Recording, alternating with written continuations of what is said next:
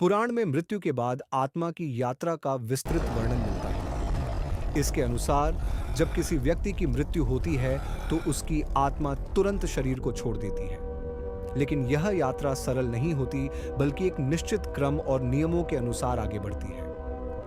मृत्यु के तुरंत बाद आत्मा कुछ समय तक अपने ही घर और परिवार के आसपास रहती है। उसे अपने प्रियजनों का मोह होता है और वह अपने शरीर को भी देखती है, लेकिन कुछ कर नहीं पाती। इस अवस्था को प्रेत अवस्था कहा जाता है। यह स्थिति लगभग 10 से 13 दिनों तक मानी जाती है। इन दिनों में परिवार द्वारा किए जाने वाले कर्मकांड जैसे पिंडदान, तर्पण और श्राद्ध आत्मा की मदद करते हैं।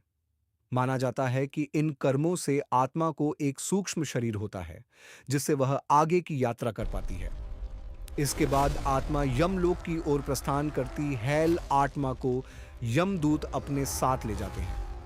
यह यात्रा लगभग 47 दिनों तक चलती है, जिसमें आत्मा को अपने कर्मों के अनुसार सुख या कष्ट का अनुभव होता है। रास्ता कठिन और कष्टदायक भी हो सकता है, खासकर उन लोगों के लिए जिन्होंने जीवन में बुरे कर्म किए। यमलोक पहुंचने पर आत्मा का न्याय होता है। यमराज और चित्रगुप्त उसके पूरे जीवन के कर्मों का हिसाब देखते हैं, कौन से अच्छे थे और कौन से बुरे।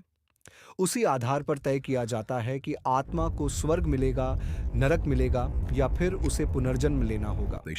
यदि आत्मा ने अच्छे कर्म किए होते हैं तो उसे स्वर्ग में स्थान मिलता है, जहां वह सुख और शांति का अनुभव करती है। वहीं बुरे कर्मों के लिए आत्मा को नरक में कष्ट भोगना होता है। जब इन कर्मों का फल पूरा हो जाता है, तब आत्मा फिर से पृथ्वी पर जन्म लेती है।